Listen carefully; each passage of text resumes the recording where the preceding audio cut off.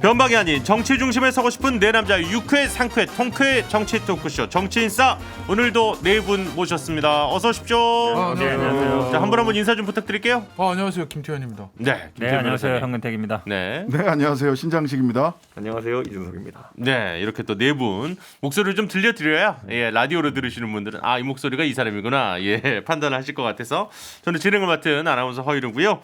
자, 저희가 지난주에 이어서 두 번째로 일요일에도 방송을 하고 있습니다. 근데 사실 지난주에 살짝 걱정이 됐었어요. 호응을 좀 안 해주시면 어떡하나. 그런데 2943, 6841번님, 6840번님의 여러분들이 반갑다고 또 잘 됐으면 좋겠다 이렇게 확대 편성의 인사를 많이 해주셨습니다.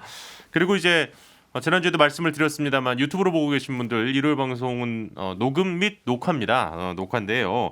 유튜브로 그 크레이그님께서 일요일은 녹화하는 게 맞다. 또 이렇게 따뜻하게 그러니까 이렇게 바쁜 사람들 4명 현실적으로 하루는 쉬어야 하지 않겠냐 이렇게 이해해 주시는 분들이 계셨고 이게 팜L이라는 아이디 쓰신 분이 이 5명 조합 앞으로 너무 몸값 비싸지지도 말고 사고 치지도 말고 오래 봤으면 좋겠다고 이런 애정의 말씀 주셨습니다. 사고는 안 칠 텐데 몸값은 오래 좀 좋은 거지. 이거 정치 인사 오래 하면 안 되는데 다 인사로 들어가야 되는데. 일단은 인싸로 들어가셔도 나오셔야 되는 거죠. 저는 직원이라 계속 있을 거니까. 근태기 형 몸값이 갈수록 낮아지고 있어요. 이제 진짜 인싸. 잘 모르는구나. 제 생각엔 내년 대선을 앞두고 조금만 당근을 던지면 넘어올 수도 있어요. 저희 쪽은. 그게 아니라 사실 이게 정치 인사 보니까 방송계 되게 화제잖아요. 네네. 화제인데 사실은 이렇게도 유튜브로 방송에서 방송에서 하고 그렇죠. 이렇게도 한 번 더 하고 이러면서 네네. 이게 정치 인사를 흉내낸 다른 방송사에 그 조금 하려고 하는 뭐 많이 그렇다고 해서 이제 아류가 저희를 따라잡을 수는 없다. 이렇게 조금 유닛별로 자신감 이렇게 가는 것 같아. 넘치는. 이렇게. 형이랑 나도 그러니까 이게 그러니까 우리 여기서 처음 모였던 4명인데 이게 저희가 잘 되니까 자꾸 우리 패널들을 타 방송사에서 지금 빼가서 이렇게 좀 쓰시는데. 그러도 좋습니다. 많이 활용하시고 유튜브를 하더라고요. 그리고 저희가 원래 원조가 잘 되는 거예요. 그럼 이제 원조지. 좀 욕먹더라도 위세를 떨칠 필요가 있는 게 네네. 지금 뭐 여권에 보면은 김어준 씨 하는 방송을 나가야지만 내가 선거에 당선될 수 있다는 이런 잘못된 인식을 갖고 있는 분들이 나가도 있고. 당선 안 되는 사람이 있으니까. 그렇지. 그리고 보수 쪽에 보면은 무슨 유튜브 채널에 나가야지만 당심이 쏠리는 이런 얘기하는 사람들이 있는데 네네. 오세훈 시장 당당하게 첫 번째 주자로 정치인사에 와서 그 어려운 경선과 단일화를 뚫고 38대 서울시장에 취임했습니다. 예. 앞으로 정치 하고 싶으신 분들은 여기부터 나와야 돼. 이제는 말할 수 있다 한 가지 말씀드리면 그때 저희가 이제 영상에 좀 문제가 생겨가지고 맞아. 이거 좀 진짜 고생 많이 했어요 우리 제작진들이. 그리고 정말 그쪽 캠프에도 너무 이제 사과도 많이 드렸고 그랬는데 어쨌든 또 이렇게 이 조회수가 또 잘 나와서 그래도 나름 만족하셨다 이런 얘기를 나중에 들었습니다. 나중에 또 나오면 또 나오실 것 같아요. 네. 너무 좋아했어 나중에는. 좋습니다. 이렇게 사실 정치사의 가장 큰 장점은 진보와 보수 또 그리고 또 서로 좀 다른 당색을 갖고 있지만 저희가 함께 어떻게 나아가는 게 더 좋을까 때로는 치열하게 또 때로는 서로 경청하면서 웃으면서 이렇게 얘기할 수 있는 시간이니까요. 많이 여러분의 의견도 전해주십시오. 네, 정치인싸 함께하고 있습니다. 자, 본격적으로 오늘의 이야기. 어제는 이제 국민의힘 쪽 얘기를 조금 많이 다뤘다면 오늘은 이제 민주당 쪽 얘기를 좀 해봐야 될 것 같습니다. 유튜브로 눈도깨비님께서 선거 후토크 기대되네요 해주셨는데 어제에 이어서 민주당 지도부 결국 예정된 수순이긴 합니다만 선거 패배의 책임을 지고 총사퇴를 했습니다. 당연한 수순이라고 봐야 되겠죠? 오늘은 주제가 보니까 어제는 할 말이 없어서 할 말이 없었는데 네. 할 말을 안 했는데 오늘은 보니까 할 말이 있는데 할 말이 곤란한 상황이니까 토스에 내가 대신해 줄게. 왜요? 왜냐면 이게 되게 민감한 문제거든요. 네. 지금 당내 되게 민감한 문제들이라 사실은 이제 저는 개인적으로는 이제 비대위라고 왜 했을까 싶어요. 왜냐하면 일주일 정도밖에 안 되는데 경선관리위원회 정도라고 하지. 그렇게 차라리. 하든지 아니면 당대표 권한대행 이런 식으로 했으면 되는데 비대위 그러면 사람들은 다 김종인 생각하잖아요. 대한민국의 비대위의 가장 큰 건 김종인이거든요. 네네네네. 그럼 딱 이제 정권을 쥐고서 자를 사람 자르고 딱 정리하는 게 비대위인데 이게 일주일만 이제 선거 체제하는데 이제 하필이면 비대위라 지어가지고 너무 비교된단 말이죠. 저희 김종인 비대위하고 민주당 비대위하고. 그래서 아 이게 비대위를 해가지고 욕은 욕대로 먹고 뭐 사실은 그냥 경선 말처럼 경선 그냥, 관리 경선 관리하는 일주일인데 왜냐면 어쨌든 이제 당대표 전당대회 앞두고 있으니까요. 그러니까요. 예. 근데 저는 아예 비대위를 만들었으면 좀 힘있게 그냥 뭐 전당대회도 하지 말고 그냥 오히려 그걸 체제로 좀 해서 혁신하고 이렇게 가는 게 나은데 이도 아니고 저도 아니고 해서 굉장히 욕은 많이 먹는 상황이라 참. 아니 근데 이제 그- 어제는 아주 잠깐 얘기를 했습니다. 요거까지만 좀 듣고 다른 분들 의견도 좀 들어볼게요. 그 민주당 초선 의원들 모였지 않습니까? 5분이 나왔는데 그 가장 뭐 혁신적이고 관행과 기득권 구조에 비판적이어야 할 자신들까지도 오만했고 게을렀고 용기가 없었다. 뭐 이렇게 일단 사과를 했어요. 그런데 이 의견이 상당히 많이 갈리더라고요. 그러니까 너네 아직도 판단을 잘못하고 있다. 그것 때문에 혹시 그렇다고 생각하는 거니? 그러니까 180석을 몰아줬으면 그걸 가지고 하라고 했는데 안 해서 문제인 거지. 왜 하라고 한 거를 그것 자체가 우리가 잘못 생각했다라고 얘기를 하면 어쩌라는 거냐. 뭐 이런 의견도 있고. 보면은 이제 초선 이제 80명 정도 되는데 50명 정도 모여서 논의를 했고 그 모임을 사람들이 했죠. 나온 게 있었고 네. 거기에서 조금 더 불만이다 해서 이제 2030 5명이 나와서 다시 나온 게 얘기 있었잖아요. 그렇죠. 그 얘기들이 자기들의 얘기가 반영이 안 됐다고 본 거죠. 그러니까 별도로 한 거죠. 5명. 그 5명이 굉장히 큰 파장을 일으켰던 게 결국은 뭐 조국 장관 얘기하고 뭐 이러면서 됐던 건데 네. 그 부분에서 갈렸는데요. 저는 근데 큰 틀로 보면 사실은 그러니까 180석 얻고 나서 이해찬 대표가 뭐 어쨌든 108번에 얘기하면서 열린우리당 사태 때 얘기하면서 단일대우로 가라. 그거에 많이 좀 짓눌려 있었던 것 같긴 해요. 네. 그러다 보니까 뭐 후보 내는 거라든지 아니면 뭐 이런 부동산 문제라든지 이런 것들에 대해서 목소리를 못 냈는데 내겠다고 하는 거거든요. 예. 저는 그건 옳다고 봐요. 어. 왜냐하면 당이라는 게 결국 정치의 영역이잖아요. 네네. 그러니까 야당에서 맨날 비판하잖아요. 뭐 여당이 청와대 출장소냐. 뭐 청와대 딱 정하면은 일사대오로 가고 그냥 가서 투표하고 찍기만 하고 그거는 저는 정치인이 아니라고 봐요. 정치는 네. 기본적으로 본인이 생각이 있어야 되는 거고 만약에 청와대에서 어떤 뭐 정책이 있더라도 그게 아니다 그러면 노라고 할 수 있어야 돼요. 그래야 사실은 정치 의미가 있는 것이지 뭐 시키는 거 하면은 그냥 출장소 하면 되는 거거든요. 그래서 저는 뭐 어쨌든 아직 방향을 확실히 잡지는 근데 않았지만 저는 초선 의원들이 목소리 내는 건 잠깐만, 없다고. 어제 그저께 인선이 딱 났을 때 도종환 비대위원장도 관심 받았지만은 예. 거기 이제 많은 사람들이 비대위원으로 오영환 의원이 된 걸 보고 진짜 당에 불이 났다고 소방공무원 출신을 진짜 투입하냐 이런 조소 섞인 댓글을 달렸지만은 기자들이 분석한 거로는 큰 실수했다 이런 얘기를 하는 거예요. 그 뭐냐면은 조국 수호에 대한 부정적인 여론이 있는 상황 속에서 조국 전 장관을 옹호했던 오영환 의원이 비대위원이 되면은 뒤에 메시지가 엉키게 된다 이런 얘기를 했는데 그러니까 인선 과정 자체도 제가 봤을 때는 어떤 컨셉인지를 잘 이해를 못 하겠는 거예요. 네. 그러니까 저는 이번에 비대위 체계는 확실히 저는 별로 득볼 게 없는 손해 보는 그런 어떤 출범이라 보고 저는 그래서 이제 큰 틀에서 보면요 민주당에겐 두 가지 카드가 있습니다. 1. 강력한 권한을 가진 비대위원이나 대표를 뽑아주고 활동 기간을 보장해주는 것. 이건 네. 또 거꾸로 무슨 의미냐면 대선 후보 선출을 뒤로 미루는 겁니다. 당이 정상화된 다음에 대선 후보 선출을 시작하는 거고요. 예. 아니면 거꾸로 역발상으로 대선 후보 선출을 확 당겨버릴 수 있습니다.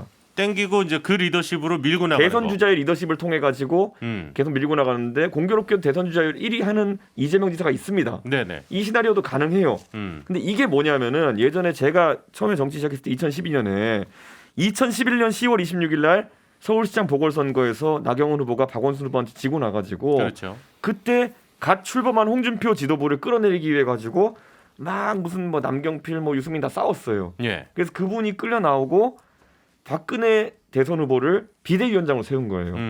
당 내에서 말이 굉장히 많았죠. 이건 독재 아니냐. 당권을 쥐고 다음번에 대권을 또 나간다는 거는. 예. 하지만 진짜 비상이고 똥줄이타면 합니다. 그렇기 때문에 여기서 이제 민주당이 이제 큰 틀에서 갈등을 겪을 거는 차기 권력을 앞에 먼저 띄우느냐, 네. 아니면 소위 말하는 최대한 시간을 끌면서 친노 제3 후보를 띄우기 위해서 노력하느냐. 여기에서 큰 줄기가 잡혀야 됩니다. 근데 지금까지는 보면은 잡힌 게 없어요. 어허. 근데 이 결정이 빨라야 됩니다. 그 신장식 변호사님은 어떻게 보셨어요? 사실 그 도종환 위원장을 두고 그러니까 뭐 그 다른 한 의원이 뭐 이렇게 안에서 고성이 났다고도 하죠. 이게 쇄신이냐 뭐 이제 이런 정도까지 났다고 하는데. 저는 이거 뭐 별로 일주일 뒤에 아무 의미 없는 얘기다. 이걸 가지고 뭐 과도하게 그 의미 부여를 할 필요도 없고. 의미 부여할 필요도 없다. 왜냐하면 4월 16일 날 원내대표 선출되면 원내대표가 그렇죠. 대표 권한대행 하는 거고 5월달에 전당대회 하고 9월 9일 날 그 대선 후보가 결정이 되거든요. 그렇죠. 근데 지금 상황에서 뭐 비대위 그러니까 국민의힘에서 했던 것 같은 비대위 체계로 가는 거는 그거는 민주당이 선택할 수 있는 길이 저는 아니라고 생각을 해요. 이대로 가는 거예요. 그냥 이대로 쭉 가는데 네네. 오히려 아까 어제 방송에서 말씀드렸다시피 사회경제적 대안을 놓고 조금 더 개혁적으로 갈 거냐 오른쪽으로 갈 거냐 이 부분에 대해서 노선을 둘러싼 이야기들이 정확하게 토론되는 게 중요하고 그런 면에서 저는 초선 의원들이 그 의지를 가지고 뭐 이런저런 이야기 할 수 있는데 그냥 애티튜드의 문제, 태도의 문제만 가지고 얘기하는 건 하나만한 얘기예요. 실제로 노선의 전환이 없어요. 그 부분에서 사회경제적 대안을 중심으로 해서 우리가 더 화끈하게 개혁하자라든지 안 되겠다 이번에 보니까 오른쪽으로 가자라든지 이렇게 얘기가 돼야 되는데 네. 오만했습니다. 그래요. 그런 사과는 해야 되지만 그거는 본격적인 논쟁의 내용이 컨텐츠가 없는 얘기다라는 생각이 들고요. 결과적으로는 이제 그 당대표 선거 끝나고 나면 뭐 대선 경선으로 들어갈 텐데 네. 대선 경선관리위원장을 이해찬 전 대표가 맡아달라고 하는 제안을 했다는 얘기를 들었어요. 근데 이 대표는 뭐 경선관리위원장은 니들이 알아서 해라고 했다고 하던데 네. 말하자면 그 이후에 대선 경선 이후에 누가 선거를 전체적으로 지휘해 갈 것이냐. 현재 당대표나 원내대표로 거론되는 분들이 대선과 지방선거를 장악력 있게 당을 장악해서 지휘할 수 있겠느냐에 대한 많은 의문들이 있기 때문에 예. 이런 정도가 앞으로 민주당이 선택할 수 있는 길일 것 같아요. 김태우 그 변호사님 논쟁 제대로 의견도 해야 좀 된다고 들어볼게요. 봐요. 저기- 실제로. 예. 제가 근태경 얘기를 들으면서 네. 대선의 계절이 왔고 음. 과거에 추미애 남자로 불리던 우리 근태경이 이제 다른 사람의 남자가 되거는 가정이구나. 뭔지 내가 모르겠다. 네, 갑자기 왜 또 나를 뭐 건드려? 대선이면 그런 거야. 근데 형 우리가 도와줄게. 네, 저는 근태경이 얘기하는 저 얘기가 맞다고 보거든요. 예, 예. 왜 웃음이 나오냐? 예, 어쨌든 근데 이런 거예요. 지금 보면 그 초선 의원들의 얘기에 대해서 여러 가지 얘기들. 네. 그러니까 허유루 아나운서가 제기했던 반응들은 야, 더 개혁적으로 하지 무슨 우클릭이라는 얘기고 근태경 얘기는 우클릭하는 게 맞다는 얘기고 아니, 그런 취지잖아. 그렇게 얘기하는 건 아닌데. 아니 뭐 어찌 됐건 나는 그렇게 중도화. 이해했거든요. 예, 중도 아까 우클릭이라는 게 중도 쪽으로 가는 네네네. 원래 노선을 강화할 건지 좀 반대 사이드로 갈 건지 그게 이제 아까 장시경이 얘기한 노선의 투쟁이고 이념의 투쟁이거든요. 그게 제일 중요하죠, 사실은. 제일 중요해요. 제일 중요하고 거기서 어느 쪽으로 가냐에 따라서 내년 대선의 승패가 아마 초기에 잡힐 거예요. 예? 근데 저는 아마 우클릭으로 가기가 쉽지 않을 거다. 그냥 원래 모습들이 강화될 거. 그건 왜 그러냐면 보세요. 그 예전에 새누리당 때 보면은 K와의 투톱이 있었어. 네. 이준석이 공개했던 당시에 그 수첩 K 김무성, Y 유승민 그 둘은 나름의 비주류 세력을 가지고 있었어요. 예. 5년 내내 박근혜 대통령 레이저를 맞고 깨지고 뭐 그래도 자기 목소리를 냈다고. 네네. 그러니까 만약에 청와대 문제가 생기면 거봐 우리 얘기가 맞잖아. 우리대로 가야 돼 이렇게 얘기할 수 있는 거예요. 본인들 노선이 있고 세력이 있으니까. 네. 근데 지금 민주당은 비주류라는 게 없어요. 그리고 보세요. 어저께 5인 중에 한 사람 장경태 의원이잖아요. 네. 조국 뭐 문제. 근데 장경태 의원이 그동안 방송이나 이런 데서 했던 얘기들 들어보면 예를 들어 김혜영 전 의원처럼 거봐 내 얘기가 맞잖아가 아니라 말 바꾸는 거거든. 그렇잖아. 장경태 의원이 조국 전 장관에 대해서 좀 옹호하고 계속 이랬었는데 이번에 뭐 우리가 뭐 잘못했다 이러면 말 바꾸는 거거든. 네네. 그래서 지금 저 기사 하나 보니까 장경태 의원에 대해서 뒤통수 치냐 이런 친문 핵심 당원들의 반발이 있으니까 왜곡됐다 또 이렇게 해명했다는 거예요. 그러니 이게 기존에 있던 비주류들이 거봐 우리가 얘기한 대로 부동산, 검찰, 네. 조국 이 세 가지 이슈에 대해서 우리가 말하는 대로 했는 게 맞았잖아가 아니라 말 바꾸기가 돼버리거든. 그러니까 왜? 잘못 생각했다라고 먼저 말하자면 인정을 한 거죠. 그러니 네. 왜냐하면 기존에 부동산 정책에 대해서 이거 당 정책이 잘못됐는데요. 조국 전 장관 이렇게 옹호하면 안 되는데요. 검찰 개혁 이렇게까지 밀어붙이는 건 아닌데요라는 말을 했던 사람들이 없거든요. 그렇기 때문에 아마 뭐 민주당에서 지금 뭐 비대위를 하고 뭐 전당대회하고 뭐 반성하고 해도 어차피 기존 노선 그대로 강화해 갈 수밖에 없을 거예요. 구조 자체가. 제가 좀 얘기하면 이게 그렇진 저는 않을 사실은 것 그러니까 저는 사실은 뭐 기자를 만나거나 직원을 만나거나 뭐 방송에서도 생애 최초 DTI LTV 얘기할 때마다 똑같은 얘기했어요. 왜냐하면 제가 이제 은행에 새마을금고 감사를 해보니까 실제로 대출을 받아서 집을 사고 싶어도 못 사는 사람이 굉장히 많아요. 그렇죠. 30대들. 그러면 사실 그런 거 풀어줘야 된다고 저는 계속 얘기해 왔는데 이번에 이제 선거 중에 나오긴 하더라고요. 생애 최초 신혼부부는 풀어주자. 근데 네. 이거는 이념의 문제가 아니에요. 좌우의 문제가 아니라 실용적인 문제예요. 그렇죠. 실용적인 문제잖아요. 실제로 겪는 문제니까. 네네. 그다음에 아까도 얘기했지만 집이 없다. 집값이 굉장히 올라갔다. 이거 그렇죠. 풀어줘야 해결해줘야 돼. 이거는 제가 보기에 노선이 좌냐우냐 문제 아니에요. 일자리 문제. 이거 해결해야 되거든요. 그래서 그런 면에서 본다 그러면 제가 예. 노세는 문제란 게 뭐 진보부 이 문제가 아니라 기존에 민주당이 했던 정책적인 노선들이나 검찰이나 조국 장관 입장을 강화할 거냐, 조금 보수 쪽으로 거를 채용해서 이렇게 저는 근데 표현을 한 그거는 거지. 그렇다 그걸 봐요. 뭐 좌우의 문제로 한 건 개혁 아니고. 문제가 아주 이제 핵심적인 이슈는 안 될 가능성이 높다라고 봐요. 왜냐하면 이런 민생의 문제를 실제로 해결하는 게 더 중요하지. 네. 20대 30대들이 검찰 개혁 얘기하면 저건 이번에 딴 나라 얘기거든요. 그러니까 자기 그게 삶과는 지금 어떻게 보면 관계없는 이번 얘기예요. 그 4.7 재보궐선거 때 아마 민주당이 좀 배운 교훈이 아닐까 좀 싶은데요. 근데 그렇죠. 실제로 2030들이 많이 분노하고 이랬던 것들은 내 삶에 내가 지금 겪고 있는 문제에 대해서 해결책을 달라는 거거든요. 그러니까 저는 아마 그 문제로 제가 아까 들어갈 얘기했던 그 이 노선이라고 하는 게 노선의 경쟁이 중요하다. 노선 민주당 당내에서. 근데 그 얘기는 말하자면 왼쪽 오른쪽 이라고 말씀을 드리는 게 아니라 결과적으로는 아래로 갈 수 있느냐, 민생으로 갈 수 있느냐의 문제고, 민생의 대안이 조금 더 그 오른쪽의 대안으로 갈 거냐 아니면 왼쪽의 대안으로 갈 거냐라고 봐요. 그러니까 지금 저는 조국 전 장관을 자꾸 소환하는 것도 저는 조금 이상한 게 그 2019년에 그러고 나서 2022년 총선에서는 이겼거든요. 180석 가까이 이겼거든요. 근데 마치 원인이 너무 오래된 곳으로 소환이 됐죠. 2020년에 갈등이 오히려 추윤 갈등이 그 후속 편이 너무 길어진 게 네. 저는 오히려 그게 더 직접적인 원인일 수는 있지만 그럼 뭐 문재인 대통령 탄생부터 다 원인이 있었다라고 그러니까 거꾸로 이게- 돌아갈 수 있거든요. 이게 이런 그래서 게 있어요. 사회경제적 대안에서 사실 민주당 쪽이 뭐 중대재해기업처벌법이라든지 네. 또는 뭐 부동산 문제라든지 몇 가지 문제들에 있어서 굉장히 유보적인 태도를 보이거나 그렇죠. 부더기로 뭐 이해충돌 만들었어요. 방지법도 그렇고. 예, 이해충돌 방지법도 그렇고 이런 부분들에 대해서 사회경제적 대안에 대해서 보다 좀 아래로 내려가는 선택들을 해야 된다 이거예요. 이런 거예요. 이준석 쪽 저는 먼저 들을게요. 네. 아젠다들은 바뀌지만은 코어는 변하지 않는다 이렇게 보거든요. 예를 들어 보수층에서도 보면요, 아젠다는 바꿔가면서 계속 활동하는 분들이 있어요. 네. 옛날에 탄핵 반대한다고 난리치던 유튜버들이 요즘 부정선거 하는 거예요. 그냥 아이템이 바뀐 거예요. 그 사람들 똑같아요. 시청자 똑같고요. 말하는 사람 똑같아요. 풀어가는 방식도 똑같아요. 그러니까 조국 수호대라고 하는 그런 어떤 이름은 조 장관은 굉장히 들을 때마다 불쾌할 수 있겠지만은 어쩌면 우리 사회에서 강성 친문 지지층을 대표하는 용어가 된 거예요. 그렇기 때문에 우리가 태극기 부대 그러면은 보수 있는 사람들은 보면은 태극기 부대 안에도 제가 지난번에 얘기했지만 뭐 수많은 분파가 있고 이렇게 막 얘기했잖아요. 예. 근데 그냥 봤을 때는 그냥 태극기 부대는 강경보수를 대표하는 용어가 된 거예요. 그런 것처럼 조국 수호대 또는 뭐 검찰개혁론자 이런 것들은 대표적인 용어가 된 거고 저는 아젠다에 있어가지고 이 구도를 벗어나려고 그러면은 예를 들어 이재명 지사 같은 사람이 대권 주자로 나서면서 당을 탈색해야 돼요. 이재명 지사는 입에서도 검찰개혁 이런 거 개혁자들 이런 거 입도 뻥끗하면 안 되고요.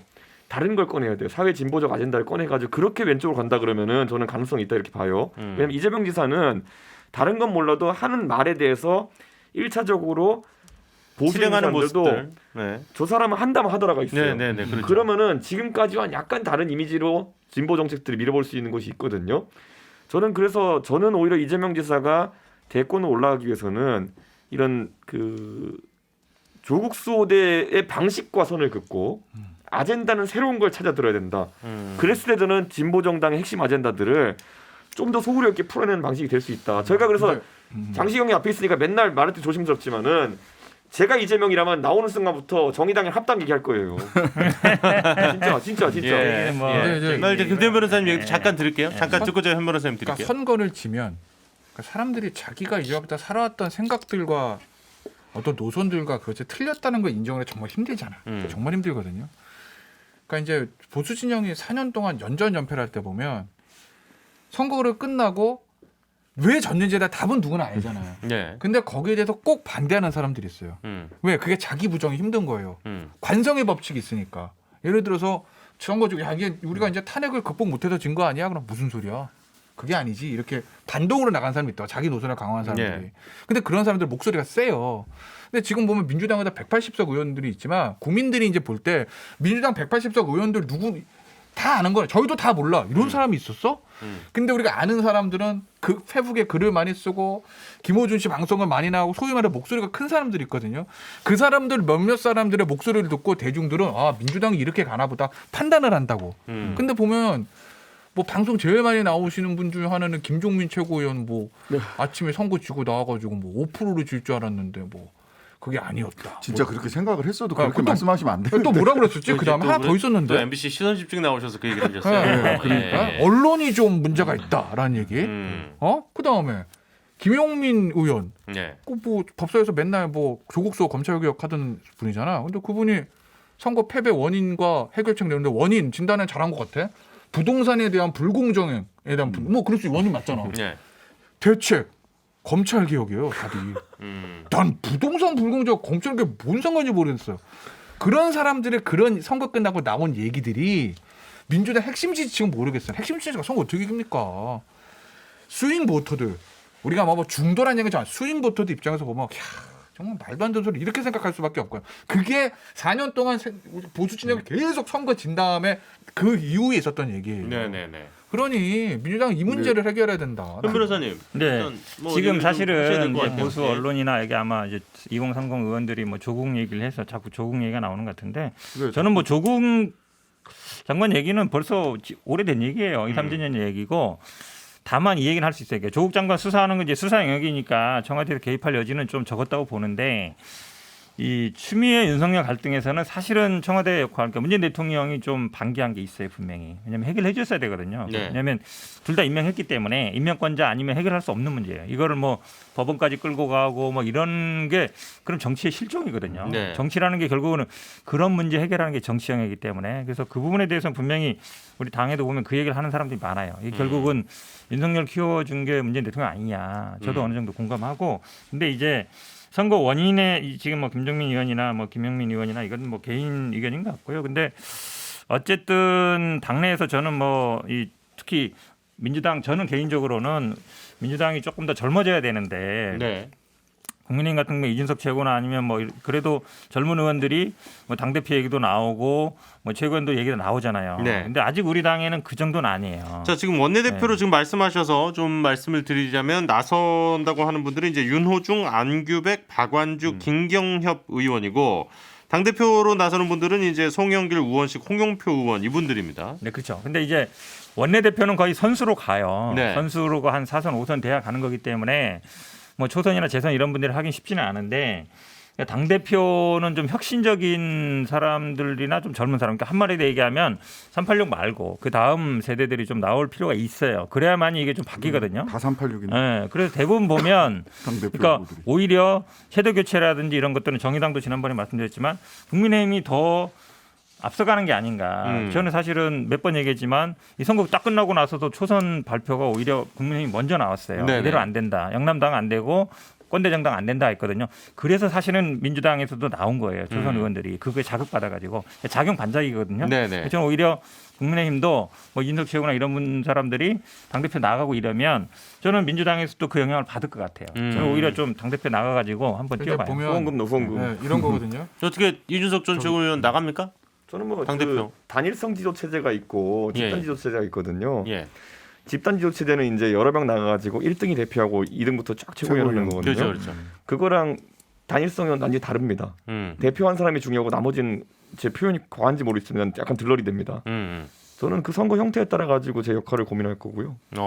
제가 뭐 최고위원 안 해본 당이 없는데 제가 한 번 더 한다고 무슨 저 얘기가 이제 유승민 최고 전 대표가 하는 얘기랑 똑같은 얘기인데 그러니까 결국 그렇게 가야 어느 정도 이제 영향력을 헬스할 수 있다는 건데 네. 사실은 그러면 이제 집단 지도 체제하면 항상 이제 봉숭아학당 얘기를 해요. 그렇죠. 왜냐면 권한이 확실히니까. 그러니까 김종인 비대위원장이 확실하게 개혁을 하고 이런 것도 보면 다른 스피커 다 조용히 해. 나 혼자 얘기할게 이거거든요. 근데 딱 어쨌든 권한을 갖는 거라서. 그러니까 중앙집권제가 어쨌든 돼야 이게 좀 그렇죠. 얘기가 그래야 되는 제가 거죠. 보기 일사불란하게 움직일 가능성도 많다고 봐요. 그럼 민주당도 마찬가지예요. 이게요.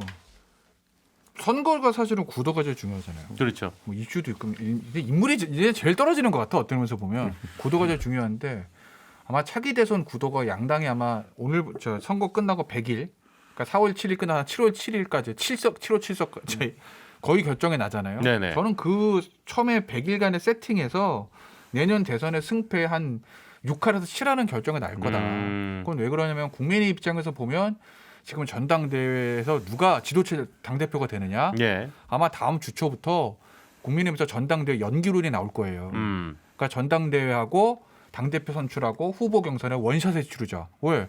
어차피 당대표라는 게 하는 게 지금 대선 후보 경선 관리밖에 없고. 그렇죠. 그다음에 대선 후보가 뜨면 후보와 선대위 중심으로 돌아가는 거고.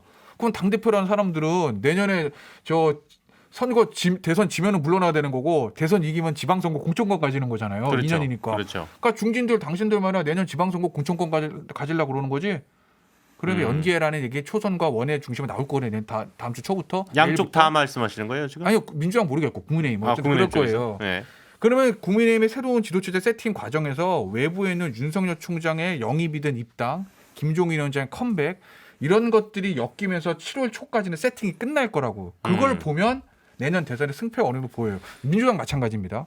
이재명 지사가 독자 노선을 걷느냐 아니면 아까 제가 말씀드렸던 청와대 정책 변화가 있느냐 당청 간의 관계가 계속 일치로 갈 것이냐 딴 살림을 좀 차릴 것이냐는 그런 문제들이 예. 초기 100일에 세팅이 되거든요. 그래서 아마 초기 100일을 보면 어느 정도 좀 눈이 보일 텐데 사실은 선거에서 진 팀들이 더 역동적으로 움직여야 돼요. 그렇죠. 근데 이번에 국민의힘은 제가 봤을 때 굉장히 역동적으로 움직일 겁니다. 아까 말씀드렸던 초선이나 원외 중심에서 전당대회 연기론 문제도 나올 거고 윤석열 총장의 영입이라는 이벤트도 있을 거고 예. 굉장히 역동적으로 움직일 건데 과연 민주당이 선거에 졌음에도 불구하고 역동적으로 움직일 수 있을 거냐. 전 그게 쉽지 않다고 보는 거죠. 이제까지 당청 관계를 봤을 때. 저는 이제 세 가지 정도 말씀드렸는데 첫 번째는 노선을 둘러싼 그 경쟁이 있어야 그렇죠. 한다. 그리고 네. 있을 수밖에 없다. 네. 그래서 뭐 그냥 그 태도를 가지고 얘기하는 건 아직 그 외곽 대리기에 불과하고 그렇죠. 실제로 노선을 둘러싼 경쟁이 있을 수밖에 있어야 된다라는 거고 그다음에 청와대는 자제할 거예요. 이제는 대선 후보의 시간이기 때문에 자제하지 않으면 청와대가 직접적으로 개입한다거나 하면 대선 후보의 시간을 갉아먹게 되는 거거든요. 대선 후보의 시간으로 넘겨줘야 될 거고 그다음에 세 번째는 민주당이 지난 총선까지 어떻게 했냐면 자강론이었어요. 네. 그러니까 비례 위성 정당을 만들어서까지 다른 정치 세력과의 그 연합 전선을 구축하지 않았어요. 스스로 자강해서 돌파하겠다라고 네. 하는 노선을 갖고 왔어요. 근데 그게 어떻게 됐냐? 정의당 도와줬으면 좋겠다. 심 대표 경기도민한테 뭘 도와줘? 심이 도와줬으면 좋겠다. 예. 그랬더니 경기도민에서 이쪽에서 못 도와줬구나. 이제 그렇죠. 알았네. 염치 없는 일이다 이렇게 나와버렸단 말이에요. 근데 이거는 사실은 저는 뭐 염치 없는 일이다라고 얘기한 게 잘한 발언인지는 모르겠어요. 왜냐하면 정치적인 판단이 아니라 그냥 도의적인 얘기를 했기 때문에 그렇죠. 정치 세력이 도의적인 얘기를 플러스해서 정치적인 판단까지 갔어야 되거든요. 근데 그러면 이재명 지사는 또는 다른 대선 후보는 그 자강론을 가지고 다음 대선과 지방선거를 돌파할 거냐라는 것에 대한 정치 전략적 판단이 다시 해야 될 때가 온 거 아니냐. 아니 그렇다면 그러니까 사실 민주당도 9월 대선 후보 선출이 너무 빠른 거 아니냐 뭐 지금 이런 의견들도 좀 있잖아요. 근데 이제 그게 그 뭐 민주당 네, 내에서 그런 판단한 얘기는 일이겠지만 있죠. 근데 이제 그게 결국은 얘기하는 함의가 뭐냐면 네. 지금 어쨌든 이낙연 전 대표 같은 경우는 이번 선거에 대한 후유증이 크기 때문에 이제 어쨌든 뭐 나가시려고 하겠지만 뭐 쉽지 않지 않느냐 이런 얘기들이 많단 말이에요 사실상. 네. 그럼 이제 제3의 후보를 원하는 사람들이나 그런 측 소위 말하는 이제 친문 이런 데서 이제 그런 얘기를 많이 하는 일단 건데. 박용진 의원도 새 인물 필요하다 뭐 이런 얘기를 했었죠. 아니, 새 인물은 본인이 박용진 출마하니까 본인도 그렇고. 나오고 싶어 하니까 네. 나오고 싶어 하는데 근데 이게 항상 이 연기론 나오는 게 보면 유불리가 있단 말이죠. 유불리가 있어. 왜냐하면 연기론을 하는 사람들은 이재명 지사 반대쪽에 있는 사람들이거든요. 네. 그래서 뭔가 이제 시간이 좀 있으면 내가 지지율이 오를 것 같다. 한마디로 이건데 근데 대선 후보 지지율이 뭐 시간이 간다고 해서 오르고 시간이 없다고 해서 안 오르는 게 아니거든요. 그렇죠. 본인 능력이기 때문에 저는 뭐 연기론은 적절치 않다고 봐요. 그리고 어. 대부분의 사람들이 이게 연기론이냐 아니냐로 부딪히기 시작하면 굉장히 큰 싸움이 난단 말이에요. 예. 그런데 그러려고 이제 법을 정해놓은 거거든요. 규정을. 왜냐하면 6개월 내에 정하게 놓은 게 이게 그럼 연기면 언제까지 연기하자는 거예요. 뭐 한 달 늘린 사람, 2달 늘린 사람 많거든요. 연말까지 할 거냐 뭐 그렇죠. 뭐 이게. 그럼 이제 국민의힘처럼 뭐 아마 11월에 할 거냐 이런 얘기 나오는데 저는 그래서 이 이 연기할 거냐 말 거냐 논쟁으로 가는 거는 옳지 않다라고 봐요. 저는 그리고 이거를 봤을 때는 지금 민주당은 진짜 홀로 높으시도다 하는 대선 주자 지지율 구가하는 이재명 지사 있거든요. 네. 이거는요 민주당이 어떤 이유를 갖다 붙여도 뒤로 미루자는 건 이재명 물먹이려는 의도고요. 앞으로 땡기자는 건 이재명 밀어주려는 의도예요. 근데 아까 제가 그 땡기는 가능성 계속 언급했던 게 땡겨서 성공한 케이스가 박근혜 비대위입니다. 그러니까 저는 어떤 식으로든지 간에 땡기느냐 미느냐에 대해 가지고 전략적 선택을 빨리 해야 되는데 어중간하게 시간 가면요 하나의 옵션이 지워져요. 그러면 저는 민주당이 좀 수습하기 시간에 쫓기지 않을까 생각합니다. 저는 그냥 9월 9일 날 그대로 가는 게 민주당이 가장 선택할 맞죠. 수 있는 길일 것 같아요. 왜냐하면 그런데 땡기자는 논도 미루자는 논도 당 내에서 본질적 논쟁이 아니라 그냥 세력 간의 그 이전 투구로 국민들에겐 비칠 그래서 거기 그게 제일 때문에. 중요하다는 게 2011년에 그때 그 나경원, 박원순 보궐선거 지고 나서 비상한 상황으로 인식됐기 때문에 유승민, 남경필 전부 다 이런 사람들 최고위원 던지고 그래가지고 박근혜 데려와라 당장. 왜냐하면 최고위원 돈 들여서 선거됐는데 던지는 것도 용기거든요. 예. 그러니까 기득권을 다 내려놓고 대신 대선 지면 우리는 진짜 망한다라는 그 정도 절박함이 자리하면은 저는 당연히 이재명 지사 먼저 세우는 거를 찬성할 거라 봐요. 근데 지금 다들 머릿속에 그게 있는 거예요. 설마 나중에 가보면 해볼 만한 판이 나오겠지. 설마 나중에 해볼 만한 판이 나오겠지. 이러고 있는 건데 저는 비상한 상황을 인식했다 그러면은 이렇게 나올 수가 없습니다. 저는 원래 민주당이 어떤 당입니까? 후보 내지 않기로 해놓고 당원 당규 바꿔가지고 후보 내는 당 아닙니까? 비례대표 공천 안 하기로 해놓고도 당원 당규 바꿔서 내는 거 아닙니까? 당원 당규 아니라 룰 바꿔서 내는 거 아닙니까? 실제로 옛날 얘기 하지 말고. 그러니까 저는 지금 와가지고 원칙론을 얘기하면서 9월 고소하겠다는 거는 네. 이거는 저 이간질이에요. 그냥 이재명이 싫은 사람들이에요. 이간질이고 아니, 제가 그냥- 보기에는 사실은 뭐 왜냐면 그 당시에 이재명 박근혜 싫은 같은 사람 경우는 아니 근데 정당- 사실 그거 그 서울시장 후보 낸다고 했을 때는 두 분도 아니 뭐 공당이라면 내야죠 뭐 이렇게 그러니까 얘기하지 저는 않으셨어요? 그러니까 정치는요 예.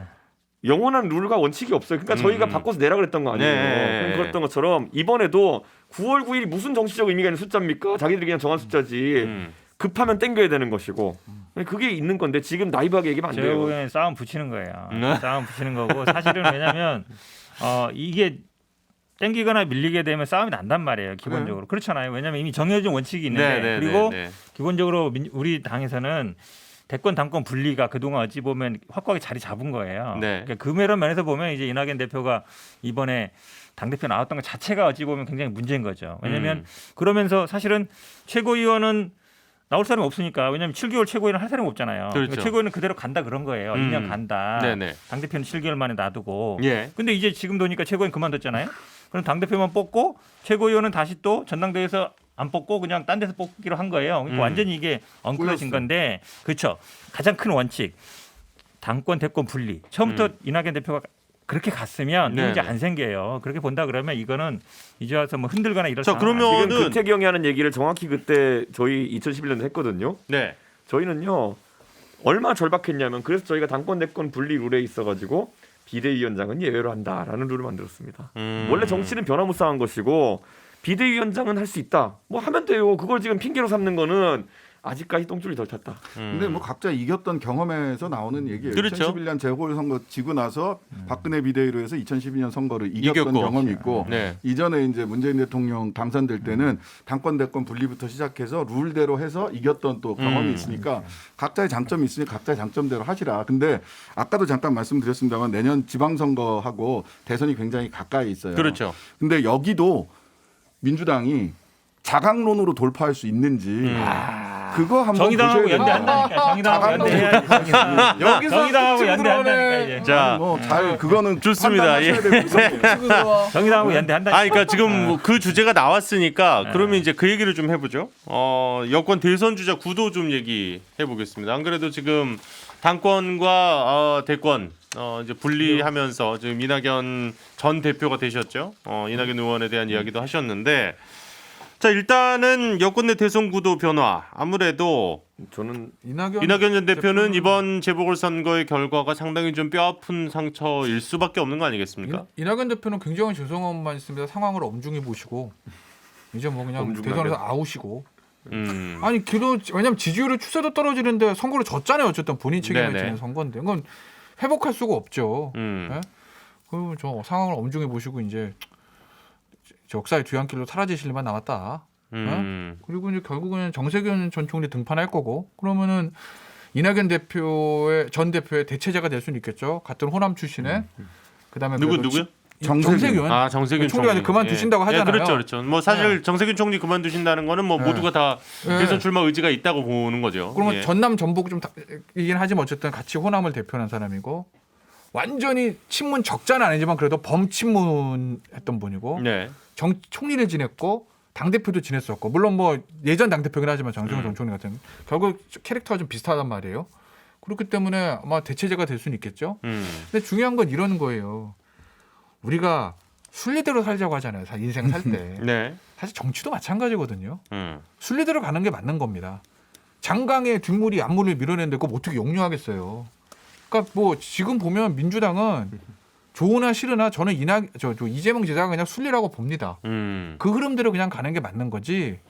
친문에서 야 이거 친문 제3 후보로를 띄워야 되는 거 아니야? 라는 얘기들 나오잖아요. 실제로 어떤지는 모르겠으나 예. 그거 굉장히 위험한 얘기고 그게 성공할 수도 없을 거다. 근데 사실 또 그 뭐 어쨌든 경쟁하는 지금 위치긴 합니다만 뭐 김태현 변호사님께서는 그 얘기를 하셨잖아요. 그러니까 이재명 지사가 가장 확장성에 있어서 좀 두려운 후보긴 하다. 저희는 국민의 입장에서 아마 이준석 최고도 그래도 제일 위험한, 제일 두려운 네. 최강의 카드죠.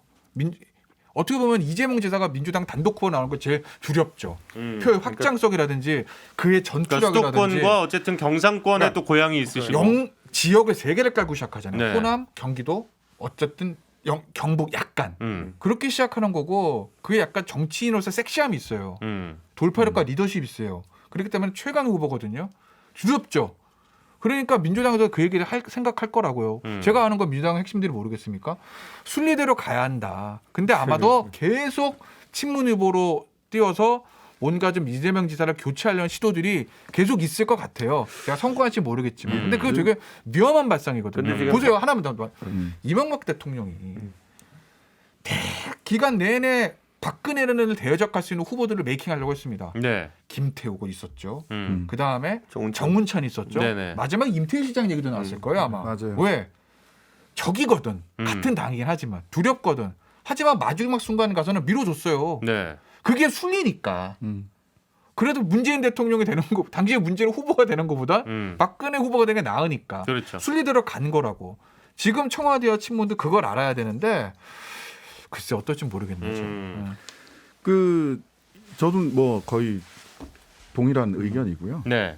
근데 다만 이게 뭐 몇 가지 말씀드리면 정세균 총리가 유력하게 이제 유력 대선 후보로 등장을 하시려면 실은 코로나 상황이 100에서 200명대까지 떨어진 다음에 물러나셨어요. 지금 저희가 다시 700명까지 마스크를 쓴 걸 보면 아마 지금 상황이 쉽지 700명까지 않다는 걸. 예. 700명까지 올라간 상황에서 예멘에 가서 그 지금 예멘 가신다는 거 아니에요? 가서 그 납포된 거 그 풀고 오겠다는 건데. 이란 납포. 네, 납포된 거 이란인가? 이란입니다. 이란 죄송합니다. 예. 이란에 납포된 거 이제 풀고 오겠다는 건데 그걸로 어떤 국제적인 이벤트 국민들의 뭐 문제 해결 능력을 보여주고 싶어 하실 텐데 700명 선에서 총리직을 그만두고 대선 후보로 가셔서 짠 하고 대선 후보로 그 등장하기에는 쉽지 않으실 것 같아요. 그래 그런 부분까지도 좀 고려하셔야 그리고 된다. 이제 이란은 그 억류된 선박이 지금 그 이제 풀려났죠. 그렇죠. 네. 풀려나서 아마 풀려나고. 내년인가 가서 뭐 예. 수리하고 뭐 예. 이런 거 그렇게 그렇게 한 달 같아요, 사신다는 보니까. 건데 그걸 마지막 행보로 하고 총리에서 물러나시겠다라는 거 일단 알려져 있잖아요. 근데 그게 인상적인 대선 후보로서의 데뷔 타이밍은 아닌 것 같아요. 그러니까 하나만- 저는 이번에 그 서울시장 후보 경선을 보면서 각 당에서 야 확실히 어떤 인물 구도가 세팅되느냐가 승패에 상당한 영향을 미치는구나 다들 인식했을 거예요. 네네네. 나경원, 오세훈, 안철수에 비해 가지고 박영선, 김진애, 우상호는 좀 약했어요. 그 구도가 많은 걸 갈랐어요. 그리고 이번에 그러면은 전 대선을 앞두고 이미 뭐 안철수, 윤석열 뭐 다 이제 추가 참여가 예상되는 사람들이 있는 이 야권에 비해 가지고 네.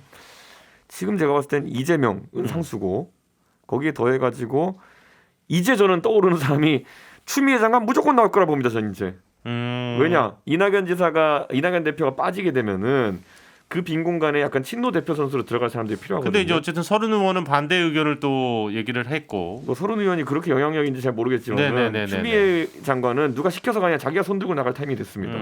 거기에 제가 봤을 때는 유시민 씨 누가 밀어 올릴 것 같고요. 지금 안 그래도 그 신념 자체가 달라질 수 있다. 이제 이 얘기 때문에 그 정규복귀 서울이 좀 솔솔 나오고 있긴 해요. 사실. 이게 그러니까 저는 구도 자체가 후보 네. 몇 면을 놓고 딱 붙여놨을 때 경선 흥행할 수 없는 구도가 나올 수도 있습니다.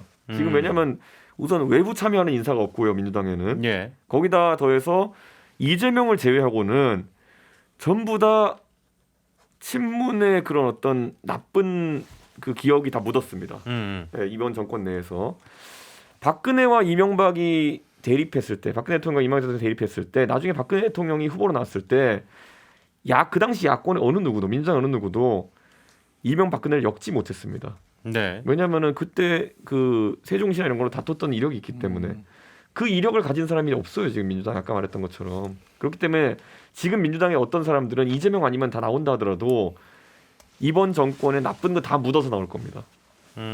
대립구도 한 적이 있기 때문에. 그래서 저는 이게 지금 굉장히 흥행구도 있어가지고 민주당은 되게 골치 아픈 상황이다.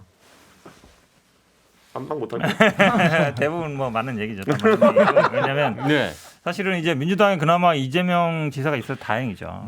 이 어려운 시기에 당 지지율도 빠지고 대통령도 빠지는데 이재명 지사는 어쨌든 이 선거에 직접 관여한 것도 아니고 약간 어찌 보면 색이 다르기 때문에 그나마 저는 좀 다행이라 보고. 아니 근데 지금 방금 말씀하신 거에서 오히려 지금 그 재보궐선거 결과가 나오고 그 다음 날 그 대통령 지지율은 올랐거든요. 올라갔죠.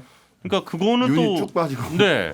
그건 또 어떻게 봐야 되냐. 그러니까 어떻게 보면 아까 그 스윙보터층 말씀해 주신 분들이 이번에 어쨌든 국민의힘을 지지를 한 거는 그 후보 자체나 그 당이 좋아서가 아니라 민주당 너네 정신 차려라 라고 또 해석하시는 분들도 있긴 있더라고요. 제가 보기엔 근데 문재인 대통령 지지율은 어쨌든 이제 5년 차 넘어가고 있기 때문에 물론 네. 중요하긴 하지만 어느 정도만 이렇게 유지되면 되는 것이고 더 의미 있는 거는 이제 윤석열 총장 지지율이 빠진다는 게 중요한 거죠. 왜냐하면 결국 국민의힘 지지자들은 결국 국민의힘으로 가겠다. 어쨌든 정당이 있는 게 맞다라고 보는 거고 그다음에 지금 말씀하신 여러분들이 아마 추미애 장관도 뭐 나오고 싶어 하죠. 당연히 관심이 있는데 과연 사람이라든지 도와줄 사람이 얼마나 있을까 이게 좀 문제인 것 같고 정세균 총리도 지금 얘기가 맞아요. 왜냐하면 코로나 상황 어려운데 내 정치 내 출마하겠다고 나와버리면 사실은 명분이 좀 약하죠. 약하죠. 그러니까 이낙연 대표도 이번에 좀 마지막 순간에 좀 정리하는 걸 봤는데 개표 전날인가가 이제 뭐 부인이 밀접 접촉자 했다고 해서 이제 자가격리 들어가 버렸거든요. 그렇죠. 근데 보통 선거를 이끌었던 사람들은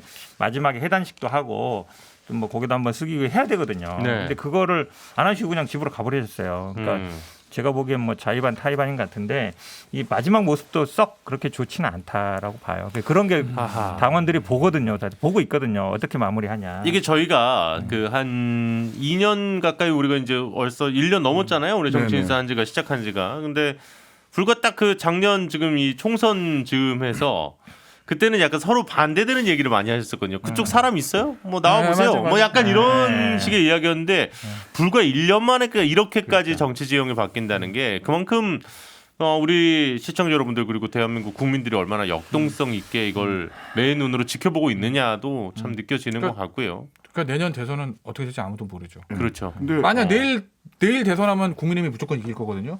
내일 한다고 하면 예를 들면. 근데 오늘 1년이라는 잘 시간이 있기 때문에 어느 정도 민심이 바뀔지 그건 뭐 아무도 알 수 없는. 근데 이 부분인 것 같아요. 저 어제도 말씀드렸습니다만 국민의힘은 그 후보를 중심으로 이합 집산이 있을 거고 민주당은 노선과 정치적인 전략, 네. 자강론으로 갈 수 있을 거냐. 그다음에 노선 그 사회경제적 대안에서 왼쪽으로 갈 거냐 오른쪽으로 갈 거냐. 그다음에 거기에 부수적으로 태도. 오만과 내로남불을 보였던 이 태도를 어떻게 사회문화적으로 바꿀 수 있을 거냐. 예. 이런 부분들이 이제 논의가 될 텐데 근데 이번에는 어쨌든 서울시장 선거가 회초리를 든 거예요. 그게 오세훈이든 뭐 진중권 교수대로 작대기든 뭐 어쨌든 회초리를 든 거예요. 근데 이번에 그런 이벤트 이렇게 후보 단일화 이벤트처럼 후보를 없는 후보를 만들어가는 과정 또 하나를 만들어가는 과정으로 국민의힘이 이건 굉장히 중요한 이벤트일 수 있지만 거기에만 천착하면 저는 그거는 패착일 거라고 생각해요. 왜냐하면 지금 오세훈 선거, 이 서울시장 선거나 부산시장 선거는 회고적 투표, 누구를 평가, 과거에 대한 평가였다면 대선은 전망적 투표거든요. 그렇죠. 나의 미래를 함께할 수 있는 사람이 어떤 컨텐츠와 어떤 도덕적 그 이런 애티튜드를 가지고 있느냐에 대한 부분이기 때문에 그런 면에서 보자면 여전히 이재명 지사가 굉장히 앞서 있는 건 사실이다. 네. 이렇게 보여요. 네. 자, 뭐 벌써 또 우리가 이제 마무리를 해야 될 시간이 다가왔습니다. 사실 그 뭐 앞으로 우리가 대선 얘기, 그다음에 어쨌든 지금 현재 양쪽에서 가장 강력한 후보를 평가를 받고 있는 이재명 지사와 윤석열 전 총장 얘기는 정말 끝도 없이 하게 될 거예요. 1년 동안 예. 할 거예요. 1년 예. 그렇기 1년 때문에 동안 오늘은 요 정도로 마무리를 짓고 또 다음 주에 만나서 인사를 드리도록 하겠습니다.